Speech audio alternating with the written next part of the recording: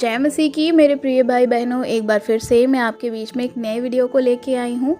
आज का मेरा टॉपिक है पैशन वीक, जो कि हम सब जानते हैं कि पाम संडे के बाद से पैशन वीक यानी कि यीशु मसीह के दुख के दिन, जो कहते हैं दुख का सप्ताह शुरू हो जाता है, जिसमें बहुत सारी कठिनाइयों और वेदनाओं के साथ इस वीक को निकालते हैं और शुक्रवार को उन्हें क्रूस पर चढ़ाया जाता है। तो इसके बारे में आज हम सीखेंगे। यह सप्ताह का दूसरा दिन था। मंदिर में तबाही मचने के एक दिन पहले की यीशु का उमंग भरे प्रवेश पर्व के माहौल में अभी गूंज ही रहा था। यीशु अविश्वासियों के आहास में प्रचार कर रहा था और पैसे परिवर्तकों को बाहर रखते हुए पिता के पवित्र मंदिर को शुद्ध रखने का प्रयास कर रहा था। जब इन लोगों ने यीशु के वचन सुने, उन्होंने उसे गहराई को समझा जिसको वे ढूंढ रहे थे। फिर अंद्रियास और फिलिपुस ने यीशु के पास आकर कहा। यीशु के पास उसके लिए कोई उत्तर नहीं था। अविश्वासी लोगों के लिए यहूदियों के मसीह का समय हो गया था कि उन्हें उद्धार दिलाए, लेकिन ये इस तरह नहीं होने जा रहा था। आइए हम देखते हैं।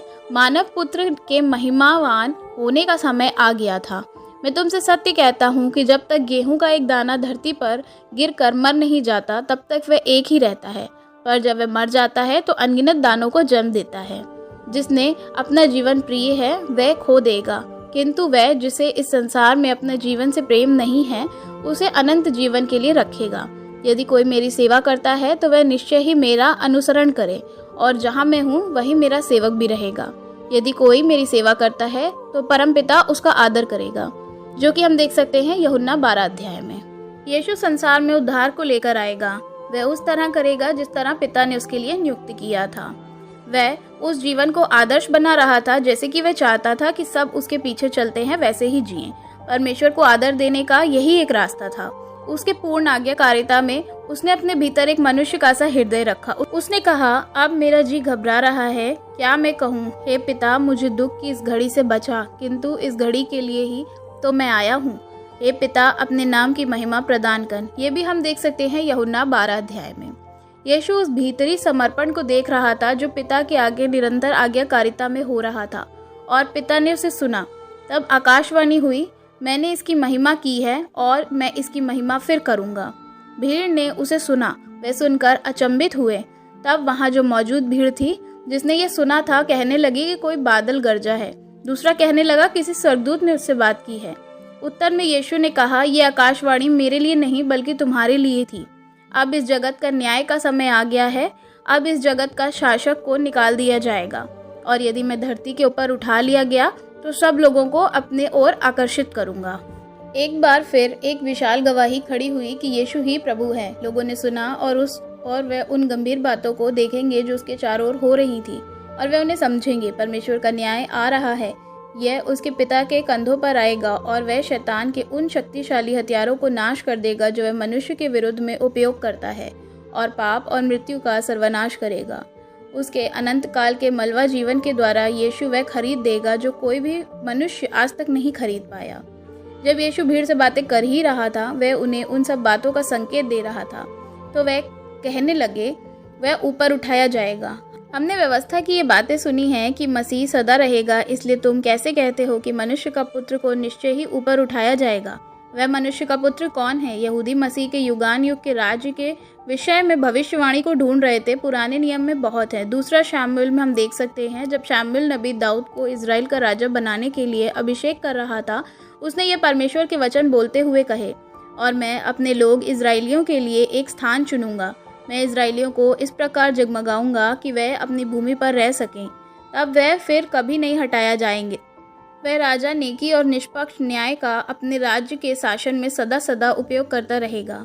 वह सर्वशक्तिशाली यहोवा अपनी प्रजा से गहरा प्रेम रखता है, और उसका ये गहरा प्रेम ही उसे ऐसा काम करवाता है, जो कि हम यशायाह की पुस्तक में देख सकते हैं। इसी प्रकार से हम देख सकते हैं कि दानियल ने भी मसीह का दर्शन देखा था और कहा था, रात को मैंने अपने दिव्य स्वप्न में देखा कि मेरे सामने कोई खड़ा है जो मनुष्य जैसा दिखाई देता है। वह आकाश में बादलों पर आ रहा था। वह उस सनातन राजा के पास आया, सो उसने उसके सामने ले आया गया। वह मनुष्य के समान दिखाई दे रहा था। उसे अधिकार, महिमा और संपूर्ण शासन सत्ता सौंप दी गई। सभी लोग, सभी जातियां और प्रत्येक भाषा भाषी लोग उसकी आराधना करेंगे। उसका राज्य अमर रहेगा।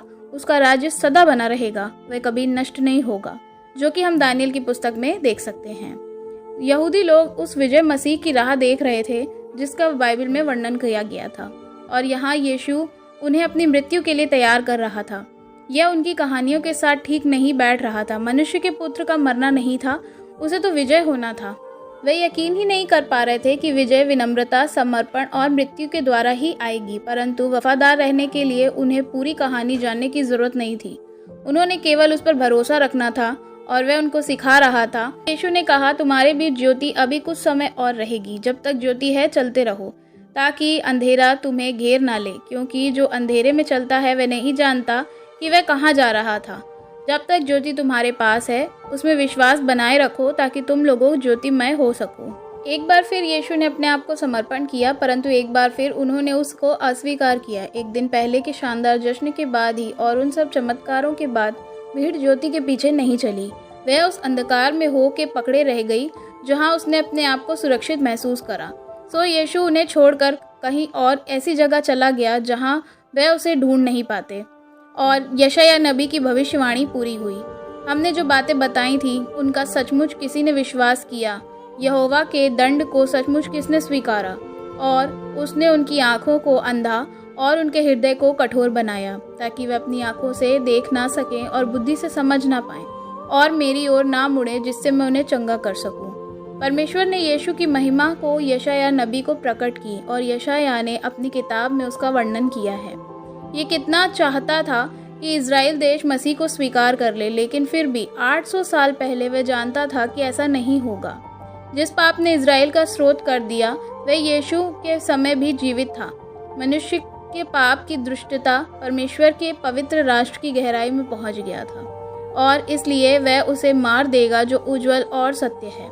उसके हृदय कठोर होंगे और परमेश्वर उनके हृदय की कठोरता को दूर करके उसे हमेशा के लिए बंद कर देगा। इसी प्रकार से जो हम देखते हैं पाम संडे के बाद से पैशन वीक, जिसमें यीशु मसीह ने बहुत सारी चीज़ों को देखा, बहुत सारी चीज़ों से वह गए। उन्होंने गतसमनी बाग में प्रार्थना की पकड़वाए जाने से पहले, और उनको क्रूस पे चढ़ाया गया। सो नेक्स्ट वीडियो में हम जानेंगे गुड फ्राइडे के विषय में। आशा करती हूँ ये वीडियो आपको पसंद आई होगी, और टॉपिक्स के लिए मुझे ज़रूर कॉमेंट में बताएं। Praise the Lord.